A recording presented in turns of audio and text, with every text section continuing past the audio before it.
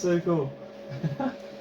Hello, welcome back to the Glassgirls Network with me, Jonathan. Today I'm with Kieran. How are you doing, Kieran? You okay? I'm all good, thank you. All good. Yeah, good to be back. We haven't done one of these for probably over a month, so definitely good to be back chatting. Yeah, and it got to a point where there wasn't much to talk about. Then all of a sudden, in the last 10 days or so, we've had a game. We've had a game that we could talk about. Obviously, there's a behind closed doors game that we didn't speak about, but we've got a game that we can talk about, and also ins and outs, players wise, and so a few things have gone on in the last 10 days or so. But yeah, the winter break, it was long. Yes. It was long. Yeah. Yeah, plenty of things to get into. So let's do that. First of all, the length of time with the winter break. Our standard team, Stourbridge Standard, I'm sure they've got even longer without a game, didn't they? Yeah. Because of like weather conditions and stuff. And just your thoughts on the winter break, because I don't mind a couple of weeks off, but when it gets to like 4 weeks, if not longer, it kills any kind of momentum that you've got, doesn't it? Yeah, I feel like it's happened every single year that we've been watching the girls. Yeah. Like December, just games don't happen. Like As well, the league might as well just pencil them out from the very beginning, because they never seem to go ahead because of the snow and the frost and everything. Yeah. And yeah, it's a shame. It's a shame. Obviously, we miss out on going to the games, which obviously we love doing. But also for the girls, I think it has a big impact. Sort of match fitness and sharpness and things like that. Obviously, friendlies, they help. They get minutes in the legs, but it's nothing compared to an actual proper competitive league game. So yeah, it's a shame, but I guess that it is what it is. There's no real alternative. Sadly, the War Memorial Ground hasn't invested in undersoil heating just yet. So so yeah. No, it's absolutely right, yeah. So we did play Worcester behind closed doors. Worcester did actually promote it on their Twitter page, so that was kind of encouraging fans to go down. However, because Stourbridge didn't mention it, obviously we won't mention it as well. But so obviously I think it was good to do. I think it's absolutely important, especially our first game against Wolves. Wolves had already had a proper game against Cheltenham in the FA Cup, so that was like a game ahead of us. As if they needed any more positives going into that game. There was also probably more match fit than we were. So yeah, I think to have that pre-season game, that winter break game really helped. And it's also just like probably helped build that positivity as well. So coming back off the win against Birmingham, we was all positive, weren't we? We was all good vibes. So many good things went on. And it kind of just built that momentum, I would have thought. And how important do you think it was to actually have that time together where they can just keep that momentum going? Yeah, I guess so, because obviously you don't play, you can't lose. Obviously you can't win either. That's so the last game was a win, wasn't it? There's no halting that winning momentum that you can start to build up. But then again, I feel like if you have so long away from it, it sort of almost becomes meaningless, the momentum, because it just sort of almost fades out naturally. But yeah, obviously, I think it does help all in all. Obviously, ending the year with a win and then coming back, it gives you that positive feeling, definitely. Yeah, I would have thought so. Yeah, absolutely. Yeah, and we continue that positive feeling with a new signing. Obviously, it gives a chance to. He might have to be forced to react to some point, but I don't think he was forced. Although I think the position on the field, and we could talk about this, it's a left back that we brought in. Someone that Stourbridge fans will have heard of in the past. We've definitely heard of her. Let's put the photo on screen right now, if we can. There we go. It's not that one. It's that one. Is it going to work? There we go. Perfect. Oh, I smashed it. Perfect. Yeah, that was a little bit too good. That one actually. Yeah, it's worked quite well. Seamless. Yeah. So yeah, we now knew the name from the academy time when she was with us in the academy. It's basically like a Kiara kind of era, wasn't it? Like the Kiara Scarlett, Isla McNally. It's that kind of era. Obviously, she played at Lye when obviously Kiara and Isla played at Stourbridge. Obviously, then went to Kiddie, then at Leafield. Just first of all, thoughts on he's thinking to himself, right, I'm playing the centre back in the left back place. What I'm going to do is I'm actually going to go out there and get myself a left back. That's good in itself, isn't it? He's identified it, he's done something about it. Definitely, I think we even identified it. So yeah, obviously Erin was playing as sort of a fullback at times, which personally I don't believe is her best position, her strongest position.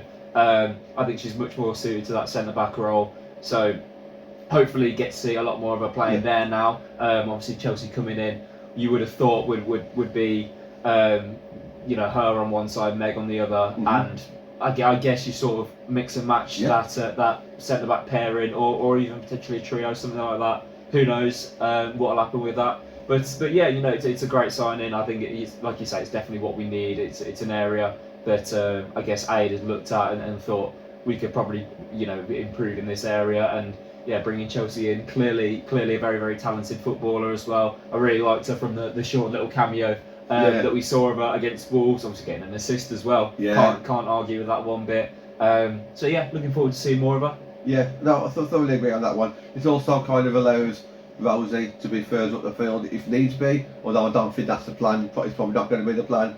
Obviously what happened with Wolves as well, we kind of need that extra centre back there, which obviously we'll discuss a little bit later. But yeah, I think more than anything it's just about bolstering the squad. I think we did need an extra defender, just in case something happened, and obviously now it has happened, so it's kind of worked out well there. But yeah, I think it's good that he's identified someone, and it's also a player that has brought into coming to the club. Now I know that she lives local, which is good, so it saves Chelsea going to Castle Vale at Leafield twice a week. So obviously she's got links with the club from the past. So to me, and it's obviously a higher league, so she's now tested herself in Tier 3. Looking at the teams, looking at the games that she's played previously, it looks like that she's on that upwards trajectory. So hopefully, we don't know where her limit is yet because she is still young. So let's really push her. Let's give her some good coaching and good direction, and let's see what she could do here, because she could be another great fullback that's Tier 3 worthy, couldn't she? It's definitely good to see. So yeah, as she came in, Phoebe Hill went out. There we go. There's Phoebe Felton. I'm sure I could have chosen a better one, but that's the one that was on Stourbridge's Twitter when it went out, I think. Yeah, no surprises was it there, realistically, Kieran? No, I think obviously she's got a lot of ties to some of the kiddie girls that are there currently, so it makes sense on all parties. But yeah, for me it's a loss. I thought she was a very, very talented footballer and is clearly doing well in the time that she's already had at kiddie. So she'll absolutely tear up Tier 5, but much too good for that level. Obviously wish her all the best in doing that. But yeah, like I say, I think it's a loss. I think she added a bit more to that midfield. Obviously, a very, very technically gifted player coming from that Birmingham academy. What they're going to be like. Very, very good on the ball.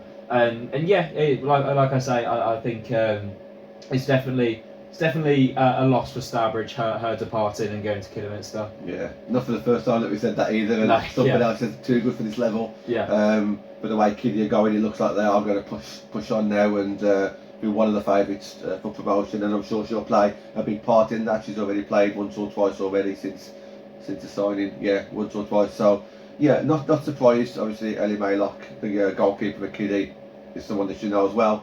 But yeah, we was really excited when Phoebe joined, because we remembered her from the last game of last season in the reserve development team. I can't remember the name, just development team, I think.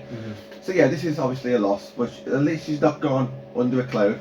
It looks like that the club gave her a fond farewell, so to speak. And that's what you want, isn't it? Really, you don't want anyone to be bitter or anything like that. So she's gone. Maybe because she did have enough game time at Stourbridge, but I think when you got so many midfielders, and we said this ourselves, when you got so many midfielders, you got to keep trying things. And the midfield is where 9 times out of 10 in Tier 3 we have been overrun. So I can see why Aid would not always play her, but on the flip side, you're still going to try and play your best player. So it all depends on what his combination 3 is, and I still don't even know now what the combination. We've gone through it back and forwards. So. But yeah, Phoebe deserves game time, doesn't she? And you never know, she will impress at Kiddie, no doubt about that. If Kiddie don't get promoted, yeah, she might stay there. But also there will be Tier 3, Tier 4 teams, if she does well, that will look out for her and potentially go back to Tier 3 or Tier 4 at some point anyway. So, especially at the age that she is, I'm not surprised at all. Something that we spoke about quite a bit over voice notes over Christmas, I think the importance of making the club as desirable as possible now. So obviously going into a new year, not a new season, a new year, you see things going out at, like say, Bolmere. Oh, Bolmere are doing this. They're playing in this way. They've got this manager doing this. They've got a big wage bill that they can afford. You know, Worcester announcing 5 years at the Six-Way Stadium. It's desirable. If I was a player, you know, DG made a great comment on the last podcast. He says, you know, like, why are players leaving and going down a level or whatever? But and he's right. It's a great question. But then, if you can play at Six-Way Stadium, if you can play for more money, it's about, you know, what can we do now to be a desirable club or promote that we're a desirable club? What are your thoughts on that, about the club being like more attractive, I suppose? Yeah, I guess it is something that we've been a desirable club for the past, you know, 3 or 4 years easily. Yeah. Obviously, if not more, because we've paid expenses when nobody else did. Exactly. Yeah, we've almost paved the way in certain aspects of women's football, especially in the area. So yeah, I think we know firsthand what it's like to be one of those desirable clubs. It's you know, it's very, very similar to what's going on at places like Kidderminster now. Obviously, a lot of the players are from that era, which came up with us. But you know, they've got the mould there. They've got you know, an attractive manager and, you know, attractive bunch of girls to come and play with. So yeah, it's all about that, because like we said in that podcast when DG made that point, a lot of it isn't to do with money or, you know, sort of things relating to that. It's a lot to do with who's there, who's your manager, you know, what are you going to experience, how are you going to feel when you're there, and you know, that's for me the thing that we need to be focusing on the absolute most, because that's what I feel, you know, impacts these girls' choices in choosing their next teams. You know, we speak about teams like Leafield, how they've attracted some tier 3 echelon players, but because, you know, they're a women's backed team, and, you know, people know Tash is a fantastic person, fantastic manager. A lot of the other girls there we know really well.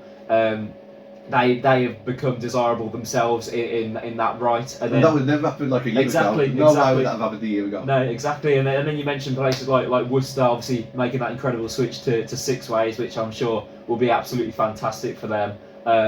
Yeah, there's a lot of clubs in the area that are doing the right thing and going out there and being proactive and making themselves desirable. So we just need to make sure that we continue that, because we have done that. We just can't, you know, sit back now. We have to keep on pushing, especially now more than ever. You know, where we're in this position where we're clinging on to tier 3.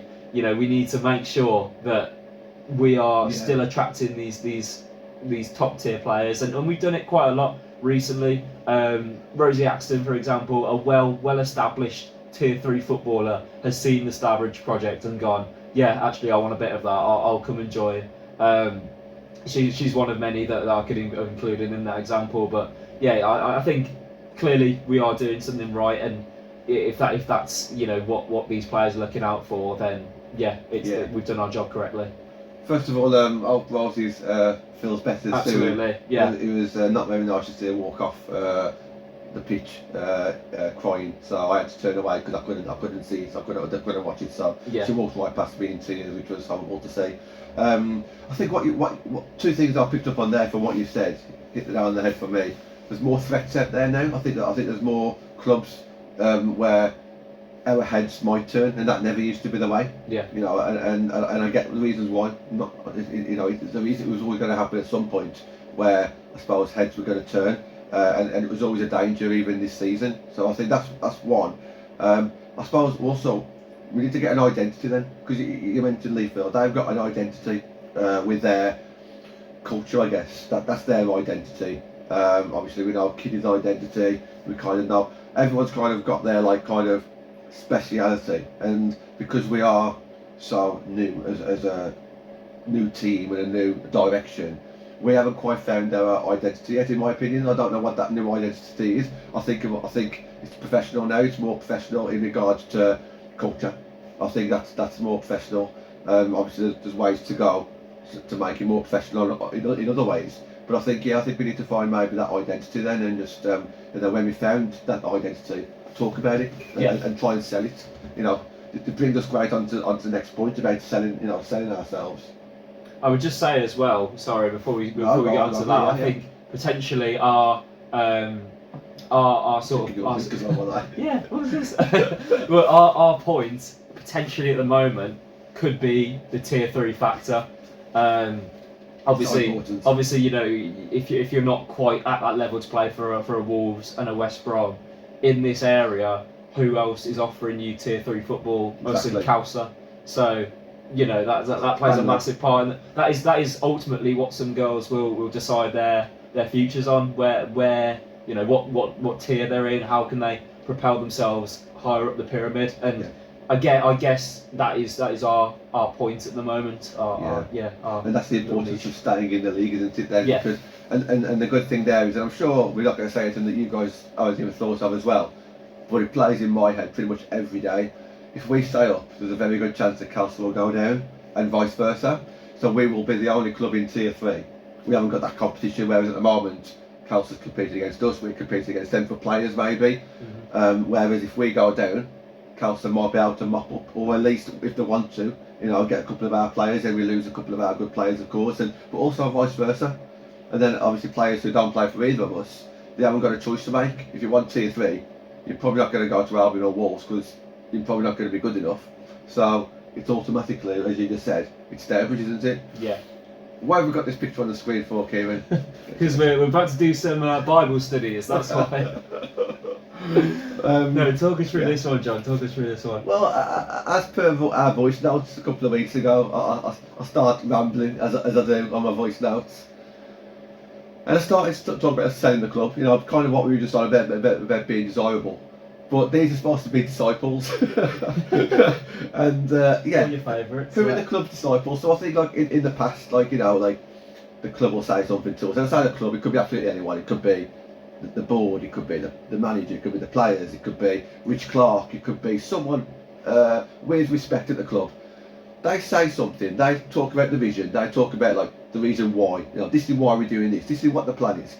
And then, whether it be on social media and we all jumped on it, or whether it be in person at one wall ground, we then as fans, you know, we're like probably the biggest disciples. So someone says something at the club, and then it's our job to repeat it and sell the story, whether it be propaganda, whether it be 100% true, or whether it be just like 75% true. If there's a bit of good news out there, a bit of positive information, you need people to tell that story, don't you? So I don't read the Bible, but that's kind of like what the disciples did. You know, they were, you know, they gave the message, I guess. But then I also thought when I was on the way home from work, well, about the other side of it then, who's preaching it? So if we're the disciples, who's the preacher? Who's telling us? And I guess we talk about identity, we talk about desirable, we talk about a new year. Maybe that's what the club needs, and it's missing. You know, who's talking, who's preaching to us? And I'm not even talking about it personally. I'm on about like maybe social media, you know, or the website or something. Where's the literature? If you're not doing it in person, if you're not doing it face to face, then, you know, something somewhere, there needs to be a preacher somewhere so we can jump on it and spread the word and do the work for you. You know, I cast my mind back and like one person might just say one thing to me or you, we'll spread it around, and then all of a sudden you've got 20 people spreading that positivity, and then they'll believe in it so much that they'll pass it on to the next person, and it just spreads and spreads, and that's brings in the attendance as well, of course. But yeah, that's that community vibe, and that's everything else. So I'm just casting my mind back, and I've probably gone a little bit off on a tangent there, but yeah, that's what I felt I was all about. It's about a preacher. Who's the preacher? Who's teaching us? And then who's passing that message on? Yeah. Thoughts on that one? I'll leave that with you, Kieran. Yeah. This isn't a topic I thought we'd be discussing tonight, the Bible. But, I agree with what you're saying. I think the girls themselves do a good job of being. I don't even know which role that would be in the preachers versus disciples sort of thing. But I remember, like, you know, we take that at the win against Birmingham in the County Cup. Obviously, you know, there's not been a massive amount of positive things to shout about in terms of footballing results this season. But that, you know, when everyone's happy with a win, and they're all posting it on their Instagrams, and Twitter's getting retweeted and everything. It starts to sell it again. It starts to sell you that idea that it is a positive environment, and people are happy here, and they're doing good things, which is massive, because that's what gets people down. The atmosphere, the positive impact. And then and definitely it has an effect 100%, because you're scrolling on Instagram, and all of a sudden 6 of the girls have put on, they've just beat Blues in the county cup, and they're all absolutely buzzing. And then it adds to it, doesn't it? It adds to that what I suggested in the what was it, the wish.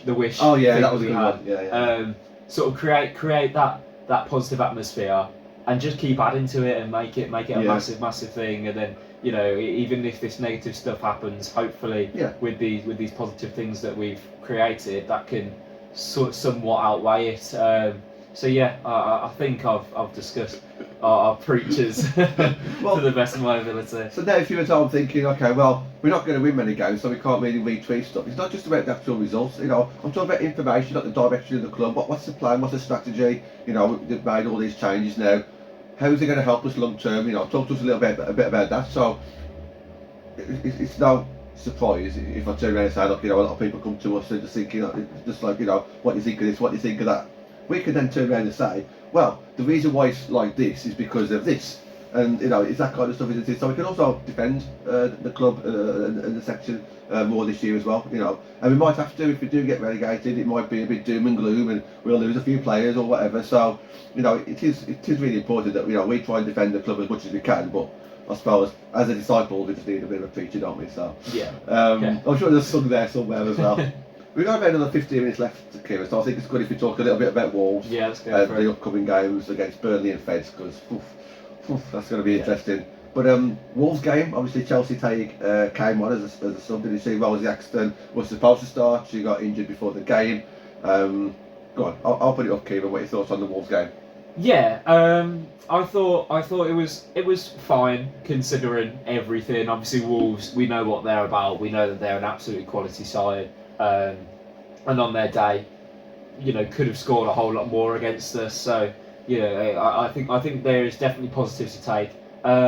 First half, I thought it was tough. I think we were finding our feet. I think that it showed that Wolves had been playing a bit, and we had almost a month off from competitive football. And but just the way that they move the ball and the way they can hold the ball is so much more superior to us at the moment, that it's always going to be a battle to play these kind of sides, and we need to, I guess, set up to do that. We know obviously we're probably not going to beat Wolves when we play them in the league at the moment, so it's all about limiting what they can do well, and I think we struggled with that in the first half. I think we let them have a lot of possession in dangerous areas, which is always going to happen, but it's how we go about trying to stop that. Obviously, getting a good goal in Gwen, probably as Aid said in his post-match, probably the best goal of the day. Really good. And just before that as well, Gwen played this absolutely superb ball out to I want to say either Daisy or Jess Hood, out by the wing. She took it round one, chopped it again, and then played a beautiful pass into space. And so that just stuck out with me for some reason. But Gwen thought I did really well in that game. And then the second half, again, started off not amazingly. I didn't think they got a goal within, I want to say like 5 minutes of the second half kicking off again. But then the changes happened, and I thought they were really good. Obviously, Chelsea coming on. Liv coming on as well, I thought put in a real good shift, and I'm so glad that she got herself a goal. One of the most interesting goals I've seen in a while. Keeper sort of, I don't know what the keeper was thinking, I'll be honest. I want to jump on this one because it was right in line with me, like where she scored, and I don't think we're giving Liv enough credit, because all the way the clubhouse still saying, the goalkeeper slow to react. I think the goalkeeper was caught completely off guard, because as those balls coming down, it was kind of like on the half volley. The ball never actually touched the floor before she shot it. And I think that kind of just like took the goalkeeper by surprise. And if you've got your weight on your right foot, and he's suddenly got to shift over. Yeah, I suppose that should have been the case, but I think she just literally just caught the goalkeeper off guard by scoring or shooting as quickly as she did. Yeah. But yeah, sorry, carry on. Yeah, I want to give a shout out to Liv as well, because I think she's such an interesting player in the way that she plays. Obviously, we brought her in as a striker, a forward, whatever you want to say, but she's played every position. I'm not half expecting her to put on a pair of goalkeeper gloves next week. Yeah. Well, you've been a massive fan of her pretty much all season, haven't you? Yeah, definitely. She's played full back, she's played in midfield, she's played out wide, and she's obviously played up front now. So yeah, I think she's like that little cog that if something needs sorting, you can stick her in, and she'll just keep things turning over. Yeah, I just wanted to give her a shout out, because I think she's a really important player. She's a proper squad player to have. Yeah, Faye Clark came back as well. Yes, nice to see her back as well. Obviously, we didn't see too much of it. Just going by on what you were saying, I thought that first half and the whole game, you always knew that it was going to be very much one-way traffic. You know, that there is such a big difference. It's just about, you know, can you make their life difficult and make them play passes into areas that they don't want to be in, I guess. And so the score line and the possession, all this kind of stuff didn't really bother me, because you kind of knew that we was going to concede. You knew that we weren't going to have much possession. That's no surprise there. That's absolutely fine. But what was nice to see is we managed to get 2 goals. Yeah. Exactly. And one was a real good goal, the Gwen's one. And then Lee was such a surprise. You know, I thought that was a good goal as well, because you took it really well. So yeah, it's pretty much as we expected. And also the fan base, you know, taking over the home area as well. You know, the Wolves fans, this is done really well. Bearing in mind 3 years ago when we first started watching Wolves, there were no singers, there weren't any singers, there weren't any atmospheres. And thankfully we know these people, so it wasn't too bad. In fact, I was bantering them. Here's one for you. When there was like 4 or 5 up, really giving us some abuse in a nice way. Forest scored, so they went 1-0 up, so I could shush them up a little bit, because they were top of the league, but they couldn't sing that much longer. No, yeah. But no, great to see them, because the fan base there is really good, and it's only going to grow, especially if Wolves keep on winning and doing what they're doing. So absolutely. Congratulations to Wolves. And Macca, after the game, I know we managed to speak to him on Swiss Sport Radio, and he highlighted Harrier Grimshaw, much like we do on here as well. So obviously we don't need to go into too much detail about Harrier, but it was nice to see the amount of saves that she made yet again. Yeah, definitely. It's just standard from what we come to expect from Harriet now. But yeah, a fair few worldy saves to you know keep the scoreline somewhat respectable. Yeah. Obviously, can't do everything herself. You know, it's always going to happen in these big games. But yeah, again, she did herself really proud, and obviously caught the eye of Macca, Dan. So really good. His post-match on YouTube, nice to see one, especially when you lose. It's going to be awkward, isn't it? But I think he should be proud of that. So why wouldn't he come on camera? Because he managed to get a couple of goals. Yeah. You know, and it's not easy to do. You know, Macca in his interview said that, you know, Stourbridge gave it a go, which is a compliment. You know, so. Nice to see Aid in front of the camera. I don't think you remember much of it, Aid, but is there anything that really, Kieran, that stood out from what Aid said? It's all. I think he highlighted a lot of what we've actually already talked about. Really, it's always going to be tough playing against Wolves, but the girls gave a good account of themselves. Obviously, playing as well as they can against a team like Wolves. I think Aid can be happy. Aid can be happy. You know, he's never expected to pull off a result here. It's just about, you know, what can we see is trying to happen. Do you know what I mean? Where we're like, if we're creating chances and, you know, scoring goals like we did, we can see that there is parts to it that are working. Potentially not the whole thing yet. It's very much. I think it's still very much a work in progress, and we'll keep working and keep building and keep getting stronger, definitely. But as long as we can see that some parts are definitely, you know, moving in the right direction, I think that's what we can be happy with. We've got about 60 seconds, Kieran, to talk a little bit about Burnley and Feds, our next 2 upcoming games. Yeah. Both away from home as well. Is it pretty much damage limitation? Is it a case of just like being careful there about goal average? And I know it's negative way of playing, this, that, and the other, but you've got to be a little bit careful there, how many goals you can see at this point, haven't you? Yeah, I think so. We've highlighted ourselves that our games against Halifax, against Kelso, against Hull are the important ones. Those are where we need to be trying to seriously get points. Anything else is an absolute bonus. So yeah, I think obviously we don't want to go in there too negative. We want to make sure that we're still giving an account of ourselves, and like you mentioned, still keeping that goal difference as far down as possible. Yeah. But yeah, it's going to be tough. It's no Tilly Phantom as well. We was going to come back to that. No Tilly Phantom. Yeah, no Tilly. It adds to it, doesn't it? It keeps getting tougher, but we'll go there. We'll try our best, and who knows? Hopefully nick something. Thank you for joining us again. Not too sure when we'll do the next one, but we try and get one of these in once every month, and then a few match reactions in between, and maybe something else in between that as well.